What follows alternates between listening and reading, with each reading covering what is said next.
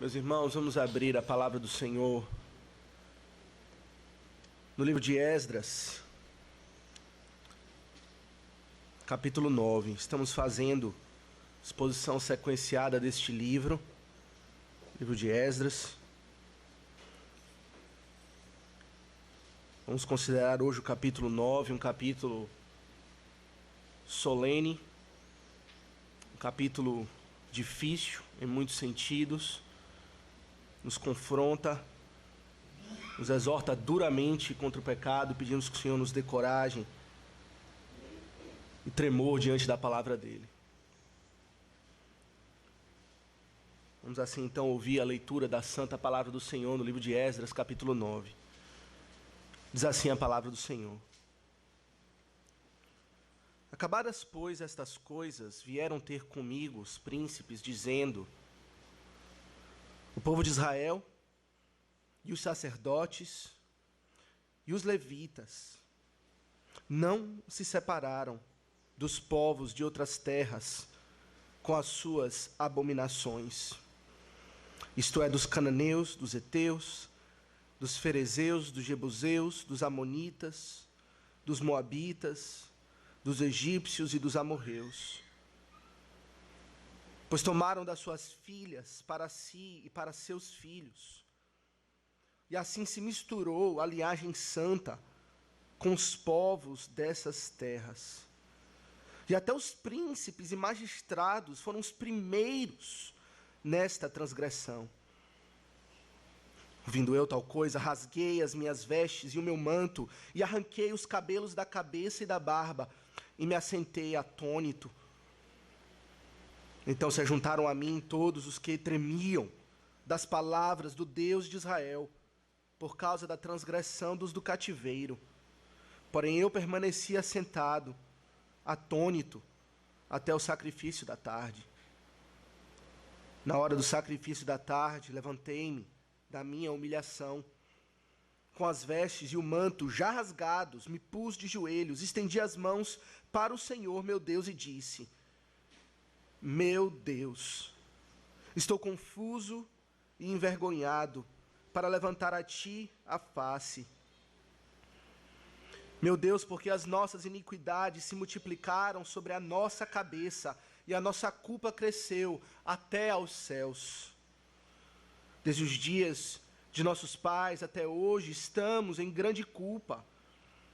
E por causa das nossas iniquidades fomos entregues, nós, os nossos reis e os nossos sacerdotes, nas mãos dos reis de outras terras, e sujeitos à espada, ao cativeiro, ao roubo e à ignomínia, como hoje se vê.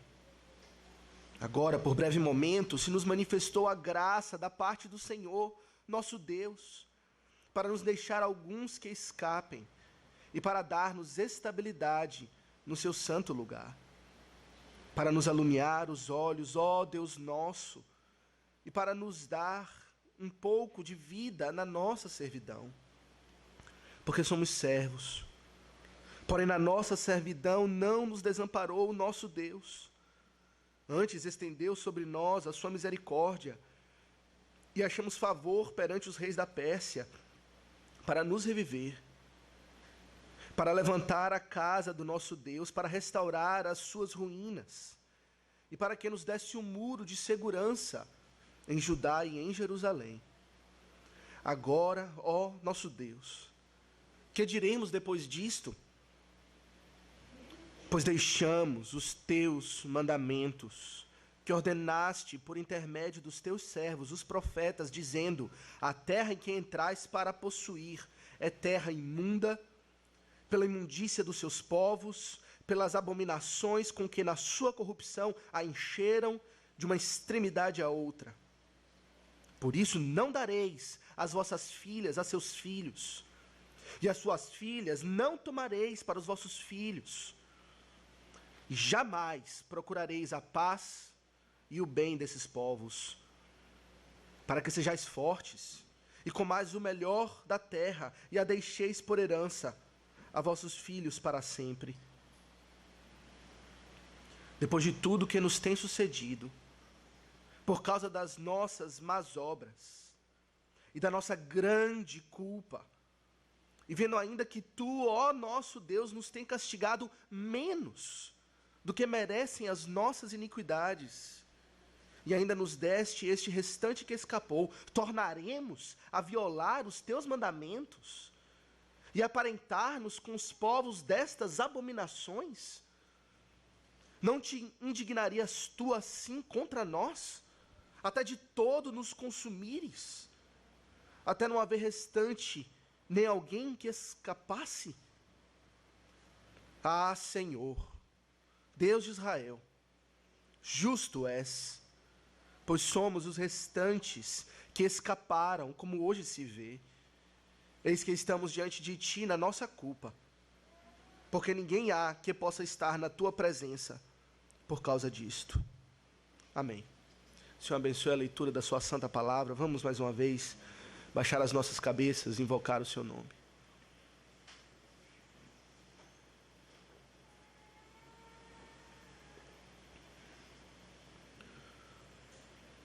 Bondoso Deus e Pai, te damos graças por mais um dia santo que o Senhor separou para o teu serviço, para a adoração do teu nome, para que tivéssemos comunhão contigo. Te damos graças pela oportunidade de nos ajuntarmos em assembleia solene ao redor da tua palavra. Adoramos o Senhor, porque tu és digno de receber toda a honra, todo o louvor, toda a adoração. Justo és, ó Pai. O Senhor odeia o pecado, abomina a iniquidade, pois tu és puro, santo. Estamos diante de ti, ó Pai, na nossa culpa, e lhe rogamos que o Senhor se apiede de nós, pelos méritos do teu Filho, pela bendita obediência até a morte de cruz do Senhor Jesus Cristo. O Senhor tenha misericórdia de nós, que o sangue da aliança, o sangue da aspersão, esteja sobre os nossos corações, limpando-nos da culpa e também do poder do pecado, nos purificando do todo o mal que habita na nossa carne. Pai, santifica-nos. Aqueles que chegam a Ti possam ser santificados pela lavagem da palavra. E pedimos que o Senhor abençoe nesta manhã essa oportunidade que temos mais uma vez de sermos lavados pela Tua palavra. A Tua palavra, ó Pai, esfregue profundo e remova as manchas que penetraram profundamente nos nossos corações, que parecem estar presas perpetuamente aos nossos corações, que o teu sangue, a tua palavra, a tua verdade seja capaz de penetrar e lavar, e possamos ser constrangidos na nossa culpa, no nosso pecado, pela tua santidade, pelo teu zelo para com teu próprio nome. Pedimos que o Senhor nos abençoe no falar a tua palavra. O Senhor nos dê clareza de pensamento, nos dê iluminação da tua parte, entendimento. E abençoe-nos todos, ó Pai, no viver da tua palavra. Possamos construir as nossas casas sobre a rocha daqueles que ouvem e praticam a tua palavra.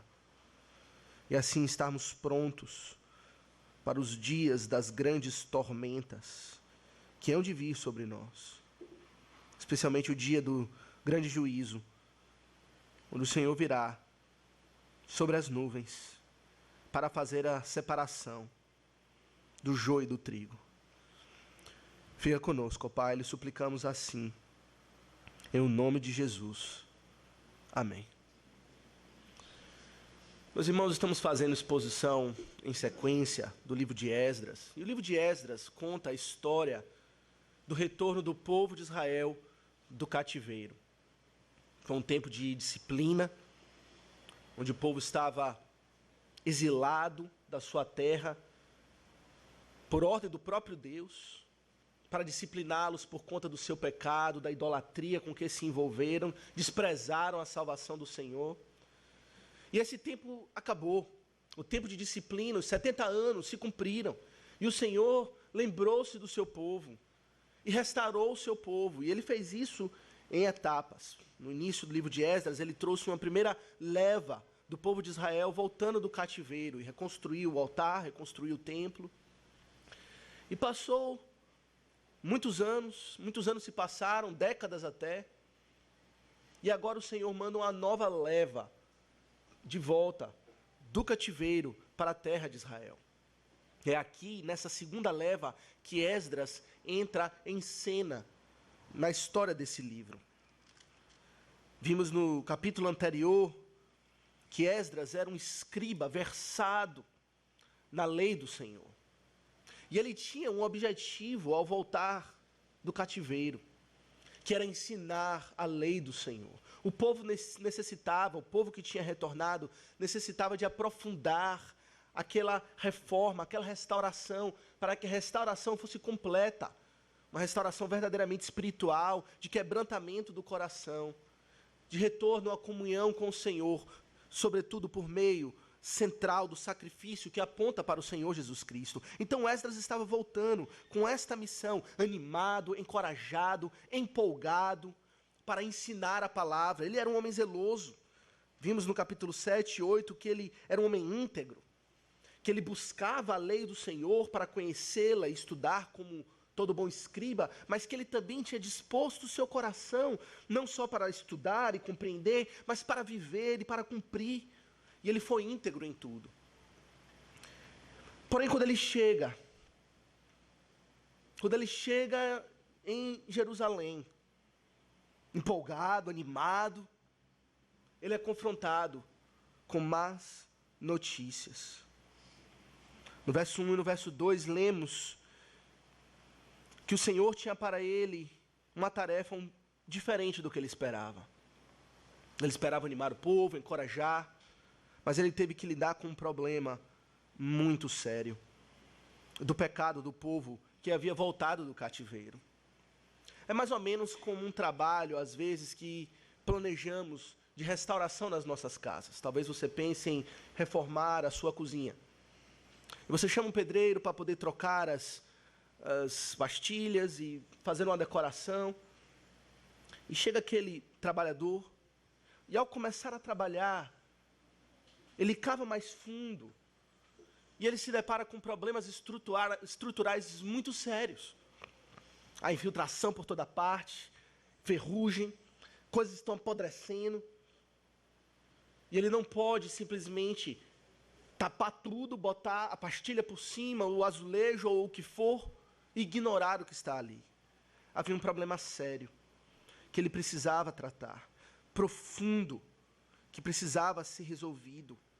Assim é com o pecado, meus irmãos. Na vida espiritual, o pecado geralmente não se contenta em ficar na superfície. O pecado desce fundo no nosso coração. Aliás, o pecado procede do fundo dos nossos corações. Não podemos tratar o pecado superficialmente, curar a ferida superficialmente.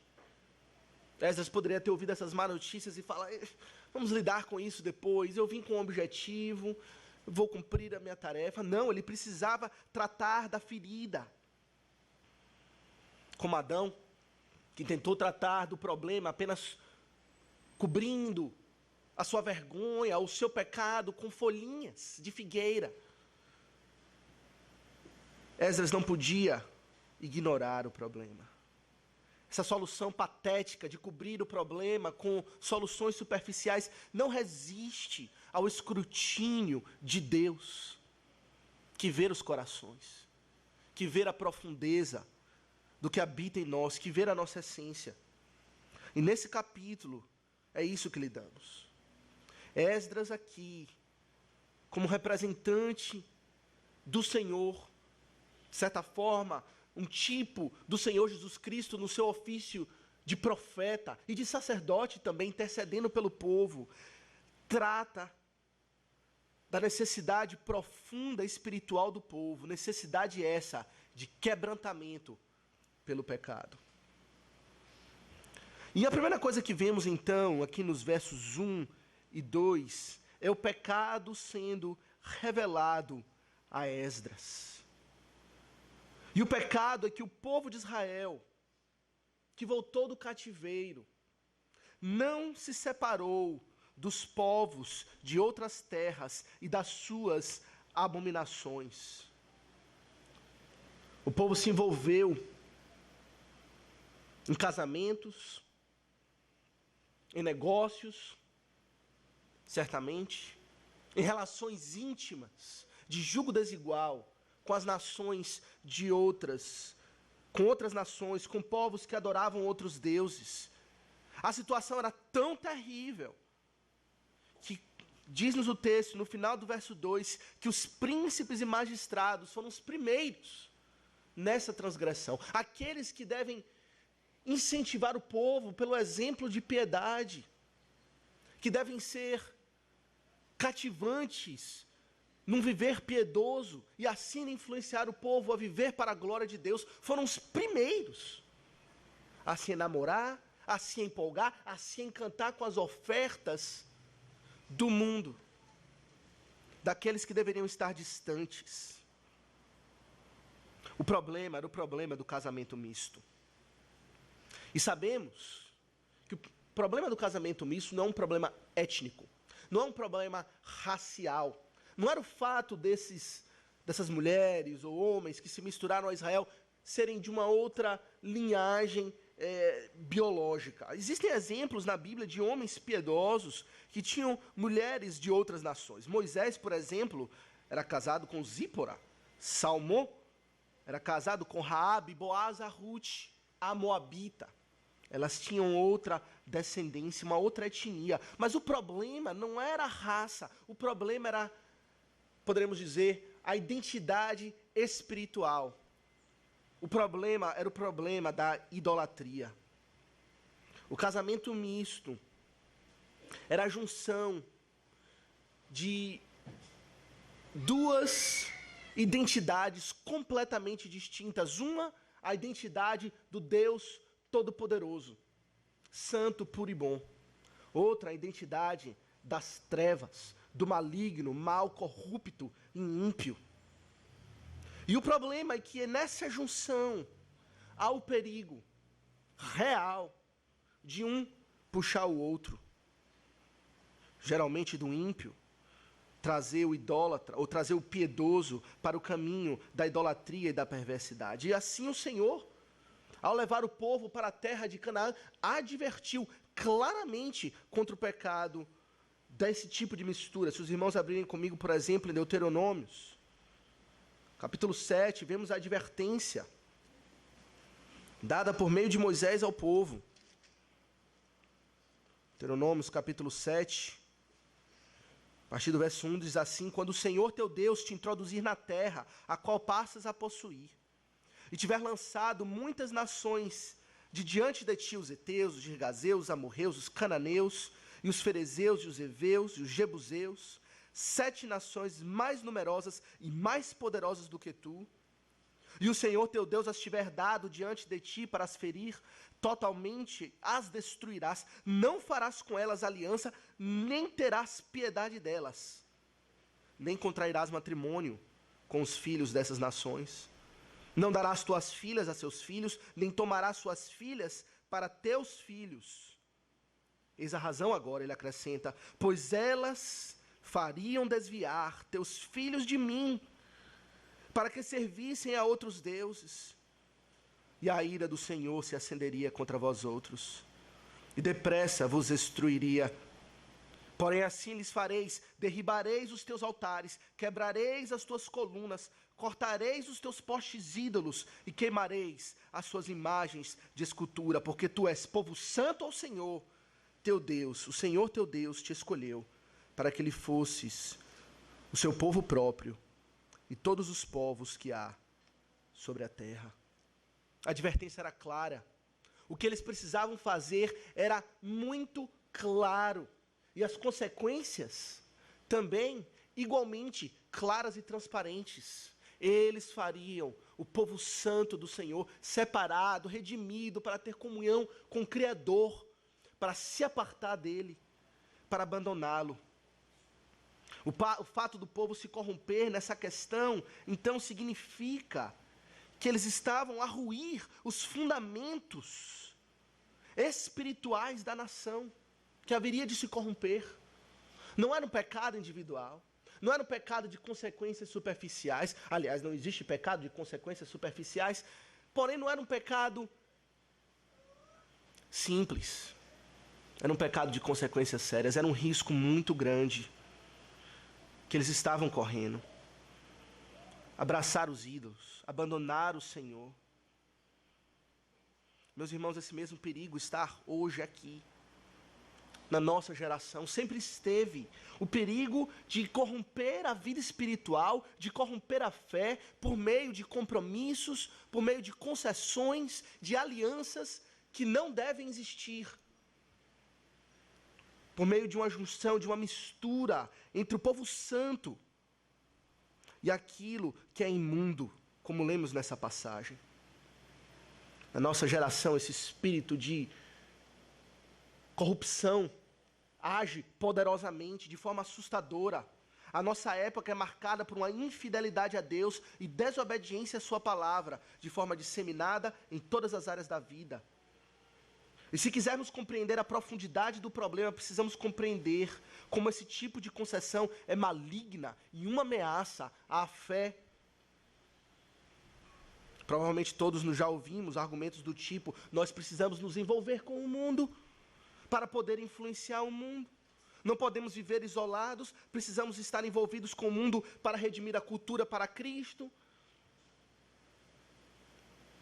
E assim, nesse tipo de raciocínio falaz, maligno, transvestido de motivos bons, o povo corre o risco de só sobrar na fé. Meus irmãos, a palavra é clara, não só nessa passagem de Esdras 9, não só em Deuteronômio 7, mas em toda ela, que o crente, que os seus, aqueles que ele redimiu pelo seu sangue, são santos, separados, como lemos hoje, pela providência de Deus, povo de propriedade exclusiva do Senhor. Assim Paulo falou, exortou os crentes em Coríntios, por isso ele disse: retirai-vos do meio deles, separai-vos, diz o Senhor, não toqueis em coisas impuras, e eu vos recebereis. Assim como os judeus tinham de se separar dos pagãos idólatras e fincar o pé na sua identidade de povo separado, povo redimido, assim também, meus irmãos, devemos fincar um pé nas Escrituras, ficar um pé na nossa associação com Cristo, nosso Redentor, e não ceder em nada, sabendo que a Escritura é a nossa única regra de fé e de prática. Crentes não podem arriscar a fé com misturas malignas. Se não nos separarmos do mundo, uma separação espiritual, uma separação de influência e de compromisso, a estrutura da nossa fé vai ruir e tudo mais se perderá. E meus irmãos, outras razões, podemos acrescentar outras razões porque isso é importante. E todos aqueles que são crentes em Cristo Jesus irão entender. A vida cristã em si não é fácil. A vida cristã é difícil em muitos aspectos. A proposta do Evangelho é uma proposta gloriosa, é uma proposta bendita e todos devem abraçar. Porém, ela é uma proposta radical, de morte da vontade, de devoção a Deus, de tomar a cruz todos os dias, negar a si mesmo e viver para a glória dele. Aqueles que querem viver para Cristo devem morrer para si mesmos. E não é fácil morrer. Não é fácil ter que morrer, porque não é uma vez só que morremos para a nossa justificação. Sim, morremos de uma vez só, unidos a Cristo na sua morte, mas na vida de santificação temos que morrer todos os dias. O crente, nessa morte e nessa vivificação para viver para Deus com um novo interesse nas coisas de Deus, em muitos sentidos, sente-se como um peixe fora d'água neste mundo. Depois da conversão, o mundo, a nossa casa, passa a ser um lugar estranho. É uma habitação que parece que não pertence a nós. Os ímpios, aqueles que não vivem para o Senhor, passam a ser uma companhia estranha, para não dizer desprezível. Aquilo que agrada o mundo inteiro, que atrai as massas, tão facilmente, tão naturalmente, ao crente, traz desprezo. O crente anda na direção oposta, o crente nada contra a correnteza violenta deste mundo. E por vezes o crente se sente absolutamente só. É como se ele fosse ele contra o mundo, contra o maligno, contra o pecado da sua própria carne. A vida cristã não é fácil, muitas vezes solitária. Elias, por exemplo, passou por essa experiência, tendo que lutar contra os profetas de Baal, tendo que fugir pela sua vida por conta da sua piedade. Ele desejou a morte e se escondeu por sentir-se solitário na busca da piedade. Obviamente o Senhor nos fortalece pelo seu Espírito. Obviamente nós não estamos só. É uma impressão que temos. E precisamos compreender que o Espírito habita em nós justamente para nos fortalecer. Cristo está conosco, Ele disse, eis que estarei convosco todos os dias até a consumação dos séculos. Porém, para fortalecer a nossa fé, Ele nos dá companhia visível. Não só a companhia invisível do próprio Senhor Jesus Cristo e do Espírito Santo, mas também a companhia visível dos crentes em Deus. A vida cristã deve ser lutada em equipe. Ela não é um trabalho só, não é um trabalho que deve ser feito isolado. Precisamos uns dos outros. Para vencer todas as dificuldades, precisamos da igreja. Precisamos estar unidos um corpo. Um faz uma função, o outro faz outra. Quando um cai, o outro levanta. E por isso a igreja é fundamental na fé cristã. Estar unidos aos piedosos é fundamental, é essencial para que não afundemos na fé. Como disse o salmista, quanto aos santos que há na terra, aos piedosos, são eles os notáveis, o que tem a minha atenção, os quais tenho todo o meu prazer. Porém, quando o crente, aquele que foi salvo pelo Senhor, aquele que se alistou para lutar esta batalha sangrenta diária contra o pecado e a própria carne, se envolve em aliança com o inimigo, ele perde o que ele precisava. Ele precisa de ajuda e ele encontra aquele que vai lhe atrapalhar, aquele que vai lhe ajudar a ir na direção oposta ao Senhor. Não existe neutralidade no mundo, meus irmãos.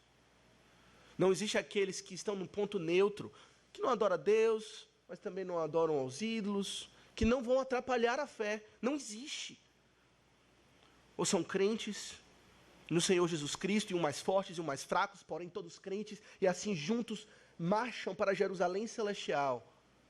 Ou são ímpios, e marcham a toda força, morais como eles forem, com aparência de moralidade, de bondade, independente da forma como vivem.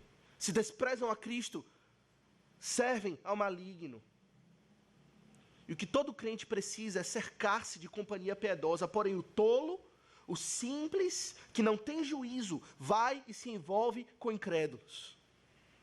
E em vez de obter fortalecimento para a fé, ele encontra aquilo que a sua carne mais deseja, que é pessoas para empurrá-lo para longe de Deus.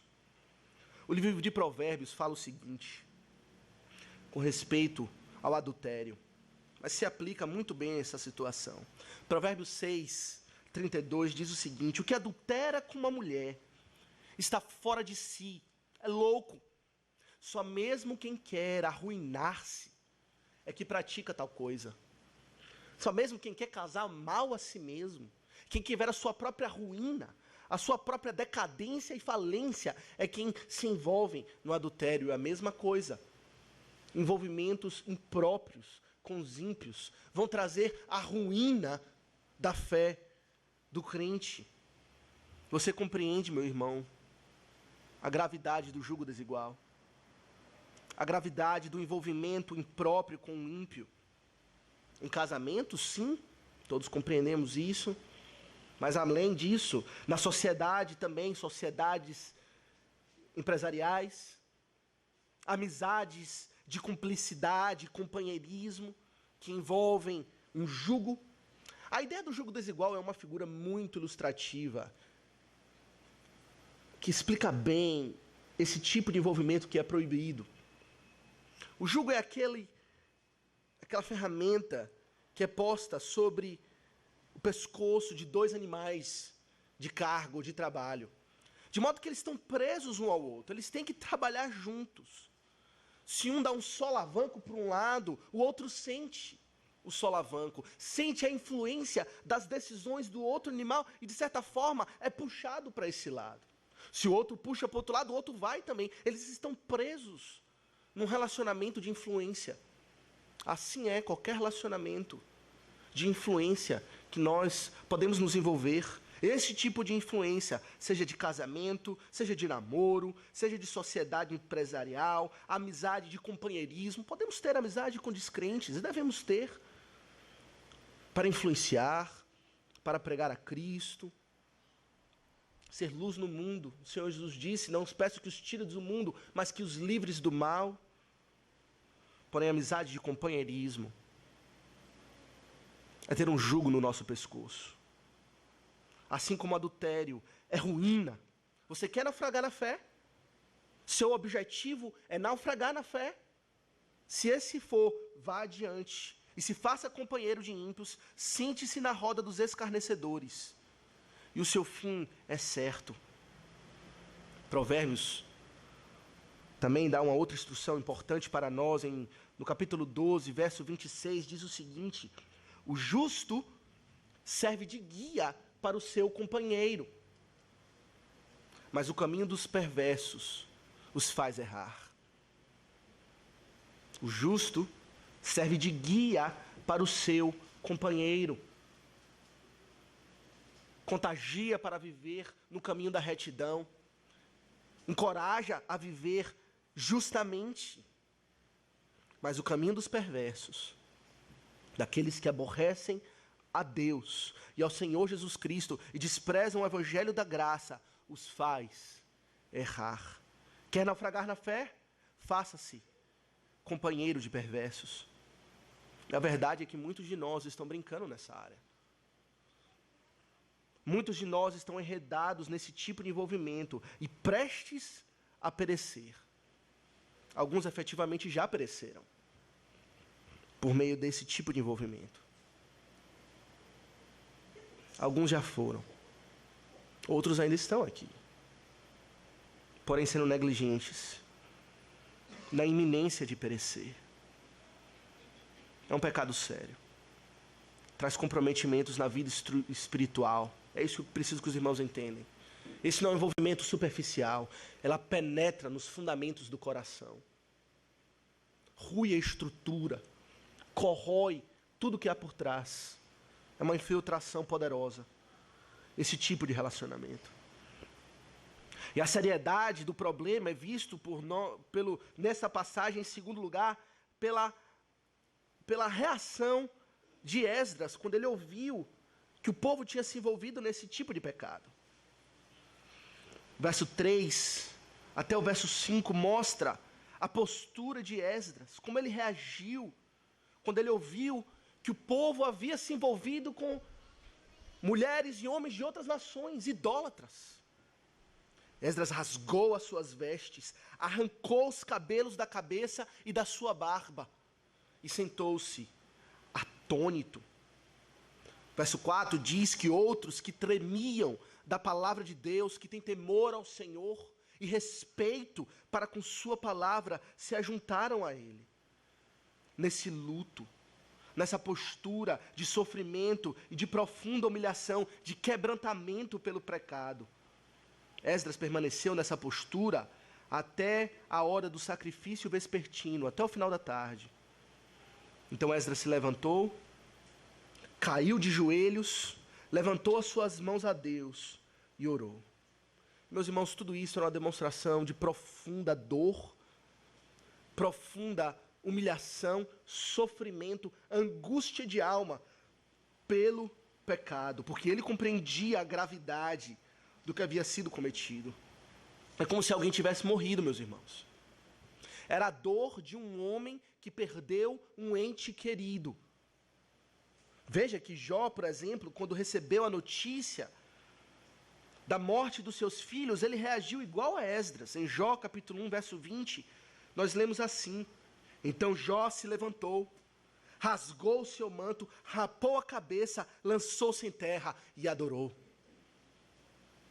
Era um homem piedoso enlutado pela morte dos seus filhos. E aqui um homem piedoso, Esdras, enlutado pelo pecado do seu povo. O motivo da dor de Esdras, meus irmãos, podemos dizer que, em certo sentido, é pior do que a morte física. É pior do que perder um ente querido. Quando Esdras se levantou na sua humilhação, veja que ele explica a dor na sua oração diante de Deus. No verso 6, ele fala: meu Deus, estou confuso e envergonhado para levantar a ti a face. Meu Deus, porque as nossas iniquidades se multiplicaram sobre a nossa cabeça e a nossa culpa cresceu até aos céus. Era um montante de pecado que não poderia ser ignorado, que chegou à presença do Senhor, e o salário do pecado é a morte. O pecado, seja ele qual for, é merecedor da morte, não da morte física somente, mas de uma morte muito pior, da morte eterna, da morte do ranger de dentes no inferno, consumido pela ira do Senhor. Ele tinha razões maiores para chorar do que Jó ao perder os seus 10 filhos. O pecado deliberado de rebeldia do povo era razão suficiente para explicar o comportamento de Esdras. Esdras compreendeu que aquele não era um tempo para queimar sacrifícios, não era um tempo para se alegrar no Senhor, mas era um tempo de quebrantamento e humilhação. Assim como Davi disse no salmo que vamos cantar ao final desse sermão, Salmo 51, verso 17, ele fala: sacrifícios agradáveis a Deus são espírito quebrantado. Coração compungido e contrito não o desprezarás, ó Deus. E foi esse sacrifício que Esdras ofereceu ao Senhor. Um coração quebrantado, moído, compungido, cheio de dor, que o Senhor não despreza por conta do pecado. Meus irmãos, precisamos nos humilhar por conta do pecado. Precisamos compreender que se humilhar desse jeito, deste modo, nessa profundidade, não é fácil. É muito mais fácil e confortável simplesmente curar superficialmente a situação. Não envolve dor, não envolve lágrimas, não envolve o arrancar dos cabelos e das barbas.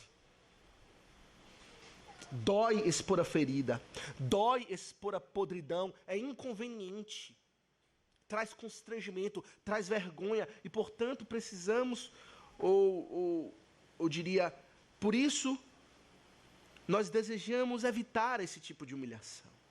Porém, a Bíblia nos exorta que a nossa devoção a Deus não deve ser como a nuvem da manhã, nem como o orvalho da manhã que cedo passa, mas deve ser profunda, maturada. Diante do pecado contumaz e obstinado como esse, o que precisamos é de quebrantamento, é de nos humilharmos na presença do Senhor, rogar o seu perdão, sofrer a dor do pecado. Existem pelo menos 3 lições que aprendemos sobre o pecado, observando a postura e a oração de Esdras. A primeira coisa que aprendemos sobre o pecado com relação à postura de Esdras é que o pecado é algo odioso. O pecado é odioso e horrendo. Veja o que ele fala: estou confuso, verso 6, e envergonhado. O pecado do povo, meus irmãos, era detestável, trazia vergonha e confusão na mente de Esdras. No verso 11, lemos que o povo havia contaminado a terra com a imundícia, e portanto levou a sua culpa até a presença celestial de Deus. Eu lhe pergunto, você compreende o caráter odioso, desprezível, nojento do pecado? Você compreende que o pecado é merecedor da morte, do inferno? Se sim, então por que continuar a brincar com o pecado ou com aquilo que lhe encoraja para o pecado. Meus irmãos, quão difícil é para a nossa geração se envergonhar pelo pecado. Vivemos em uma geração onde o pecado, creio eu, mais do que qualquer outra geração, é louvado. O pecado na nossa geração é celebrado como algo virtuoso, como algo que é bom. A nossa geração, creio eu, mais do que qualquer geração, é uma geração que perdeu qualquer sensibilidade para com a natureza odiosa do pecado. Foi para o outro extremo, a ponto de abraçar como algo virtuoso. Passeatas de orgulho disso, orgulho daquilo. Se celebra o pecado. E eu creio, eu receio, eu digo, que embora os crentes ainda compreendem que o pecado é errado, é uma transgressão da lei do Senhor e, portanto, deve ser evitada, por conta da influência da nossa geração, nós passamos a ver o pecado como algo normal, como algo corriqueiro, talvez não para se orgulhar, mas também não para se quebrantar. É o que acontece todo dia, é o que estamos vendo aí na televisão o tempo todo, é o que acontece no meu coração, minuto a minuto. E perdemos a sensibilidade da odiosidade do pecado. Não traz mais quebrantamento. Ficamos frios, insensíveis para com o pecado. E, portanto, não comunicamos para o mundo que o pecado é odioso, asqueroso, nojento, merecedor da morte e do inferno. É mais ou menos como aqueles que trabalham com coleta de lixo. Eu ouvi a história, não sei se é verdade, mas eu ouvi a história que aqueles que vão trabalhar com coleta de lixo, no seu primeiro dia ou primeira semana, não sei, precisam passar por um processo de batismo. Eles são levados para o lixão, o local onde o lixo cheira mal de forma mais intensa, é podre, para que ele perca um pouco da sensibilidade para com o mau cheiro, para que ele fique insensível diante daquela podridão que ele tem que lidar o dia inteiro no seu trabalho. No caso dele, é benéfico. Quem iria suportar trabalhar com algo nojento, que é fétido o dia inteiro, sentindo ânsia de vômito? É bom para ele perder essa sensibilidade para o exercício da sua profissão. Porém, eu temo que o mesmo tenha acontecido conosco. Vivemos num mundo que é um lixão a céu aberto para com o pecado. Na televisão, na internet, nos filmes, nas séries de TV, que muitos de nós somos viciados, estamos expostos a lixões, a toda a porcaria produzida pelos cananeus. E embora podemos dizer, eu não compactuo com isso, eu desprezo, eu nego, acabamos perdendo a sensibilidade, perdendo a capacidade de chorar, capacidade de Esdras aqui, de rasgar as suas vestes, arrancar o seu cabelo, arrancar a sua barba, sentar-se atônito diante do pecado. Se os irmãos abrirem comigo em Ezequiel, capítulo 36.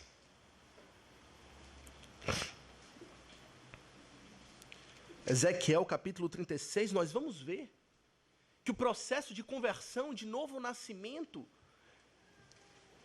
envolve, em parte, esse enojar-se com o pecado.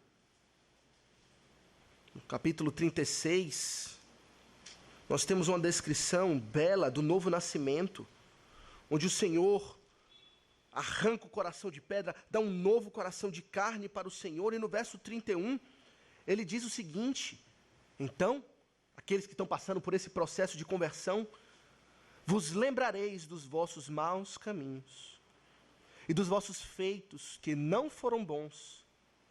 Tereis nojo de vós mesmos por causa das vossas iniquidades e das vossas abominações. Faz parte do processo de conversão, não perder a sensibilidade, mas ganhar sensibilidade para com o pecado, passar a enojar aquilo que o mundo chama de orgulho. O pecado é odioso. Em segundo lugar, vemos aqui na postura de Esdras, que ele revela para nós que o pecado também é irracional. O pecado é ilógico, não existe explicação que se possa dar para alguém justificar ou nem mesmo explicar qualquer envolvimento com o pecado. O pecado é completamente irracional. Em última instância, todo pecado é cometido contra Deus. Todo pecado que cometemos, em última instância, é cometido contra Deus, e Deus é a fonte de toda bondade. Como podemos apresentar quaisquer razão ou desculpas para permanecer no pecado? Veja no verso 8, que Esdras traz essa irracionalidade, loucura da atitude do povo, lembrando que Deus foi bom para com o povo. Verso 8 ele fala, por breve momento se manifestou a graça da parte do Senhor. O Senhor tem sido bom para conosco em extremo, nos resgatou do nosso cativeiro, nos resgatou da casa da servidão, reconstruiu para nós a cidade, muros, restabeleceu o altar do sacrifício que ponta para o perdão que temos no Senhor Jesus Cristo. Porém, o que temos feito? Verso 10 ele fala, agora, ó nosso Deus, que diremos depois disto? Que tipo de desculpa vamos apresentar diante da tua bondade por conta do nosso pecado? Tornaremos, verso 14, tornaremos a violar os teus mandamentos e aparentar-nos com os povos dessas abominações? Não há razão para o pecado. O Senhor tem nos coberto de bênçãos. O Senhor tem sido bom em extremo e não há razão para o pecado. Às vezes costumamos falar assim, nos justificando no nosso pecado. Eu não estou justificando, eu apenas estou explicando. Apenas quero explicar o que me motivou a fazer isso. O pecado não se justifica e o pecado não se explica. Talvez na nossa mente humana e carnal, podemos até ver explicações para o pecado. Porém, quando tudo se manifestar, e a bondade do Senhor, a glória dele se manifestar visivelmente, e a nossa fé capenga der lugar para uma visão clara e nítida da glória do Senhor, saberemos e todos confessaremos que não há nem justificativa e nem explicação para pecado algum. O pecado é completamente irracional. Foi isso que o profeta Miqueias falou com o povo, quando estava em pecado, sério também. Se os irmãos abrirem comigo, em Miqueias, capítulo 6, nós vemos o profeta questionando o povo justamente disso. Ou melhor, o Senhor questionando o povo por meio da boca do profeta. No capítulo 6, o povo tinha pecado contra o Senhor, e o Senhor estabelece um tribunal diante do povo, o qual lhe chama as árvores, os montes, para testemunhar da bondade do Senhor. E no verso 3, o Senhor apresenta a sua defesa. Povo meu, verso 3 do capítulo 6 de Miqueias, povo meu, que te tenho feito? E com que te enfadei? Responde-me. Pois te fiz sair da terra do Egito, da casa da servidão, e te remi. E enviei adiante de ti Moisés, Arão e Miriam. Povo meu, lembra-te agora do que maquinou Balaque, rei de Moabe, e do que lhe respondeu Balaão, filho de Beor, e do que aconteceu desde Sitim até Gilgal, para que conheça os atos de justiça do Senhor. De que modo o Senhor lhe enfadou? De que modo o Senhor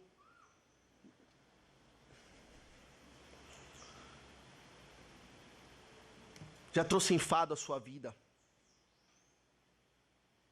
O que ele lhe fez de mal? Aliás, quando você perdeu a consideração pelo que ele lhe fez de bom, sobretudo na cruz, enviando seu filho, a sua graça redentora, para nos redimir, para nos perdoar, para nos lavar. Que explicação você pode dar para justificar pecar contra o Deus que é perfeitamente, completamente, constantemente bom para com o seu povo, para com aqueles que ele redimiu? Que tipo de justificativa podemos apresentar? Nenhuma. Um pecado, meus irmãos, é completamente irracional. Terceiro, a atitude de Esdras não só mostra que o pecado é odioso, não só mostra que o pecado é completamente irracional, mas também ele revela que o pecado tem consequências devastadoras. que as consequências do pecado são terríveis sobre nós mesmos. Esdras compreendeu isso. E ele relata que o Senhor foi bondoso para com eles, inclusive em não dando, naquele momento, a consequência completa do que o pecado merece. Veja o que ele fala no verso 13, ele diz: depois de tudo que nos tem sucedido, verso 13, por causa das nossas más obras e da nossa grande culpa, e vendo ainda que tu, ó nosso Deus, nos tem castigado menos do que merecem as nossas iniquidades, e ainda nos deste este restante que escapou, tornaremos a violar os teus mandamentos e aparentar-nos com os povos destas abominações? Não te indignarias tu assim contra nós, até de todo nos consumires, até não haver restante nem alguém que escape? A justiça de Deus, em balança perfeita, em balança de precisão, que não varia uma grama acima, uma grama abaixo, requer completa punição, requer que Ele nos consuma até que não sobre nada de nós, por conta do nosso pecado. As consequências do pecado são avassaladoras. E a justiça adiada da parte de Deus não representa impunidade. O Senhor, pela sua graça, pela sua bondade, deu menos do que o povo merecia naquela ocasião. Ele deu menos porque Ele fez não como punição, mas como disciplina, porque eram seus filhos. A punição verdadeira recaiu sobre o filho dele. Mas a justiça será feita completa. A justiça adiada do Senhor é longanimidade, é salvação para nós, é oportunidade de arrependimento, de quebrantamento. Mas a justiça dele será feita completamente, será executada com perfeição. Nada será esquecido. Tudo que fazemos será trazido à baila, será exposto e julgado com clareza, com precisão, com justiça e retidão, por um Deus que é justo, que faz tudo retamente. E as consequências não são leves. Esdras conclui essa oração de forma interessante. Veja que no verso 15, ele não faz nenhuma menção ou nenhuma petição por súplica. Ele não pede por misericórdia nem por livramento, mas ele simplesmente encerra, descansando na justiça de Deus. Veja o que diz o verso 15, ele fala: ah, Senhor, Deus de Israel, justo és, pois somos os restantes que escaparam, como hoje se vê. Eis que estamos diante de ti na nossa culpa, porque ninguém há que possa estar na tua presença por causa disso. Isso nos ensina que a oração de Esdras não foi oferecida simplesmente como um remendo, como uma solução para o problema. Esdras poderia pensar: vou fazer aqui uma oração de perdão, suplicar ao Senhor por perdão, sabemos que Ele vai perdoar e acabou, e bola para frente. Esdras compreendia que havia necessidade de quebrantamento por parte do povo, que o povo precisava sentir a dor do pecado. Não é uma resignação mórbida da parte do escriba Esdras. Pelo contrário, é uma oração da fé que descansa em Deus, que tem um caráter justo e santo. Ah, Senhor, Deus de Israel, justo és. Esdras compreendeu aquilo que Paulo escreve aos Romanos. No verso 13 e 19 ele fala: ora, sabemos que tudo que a lei diz, aos que vivem na lei, o diz para que se cale toda a boca e todo mundo seja culpável perante Deus. E é assim que ele encerra a sua oração, estando culpado diante do Senhor. Ele e todo o povo.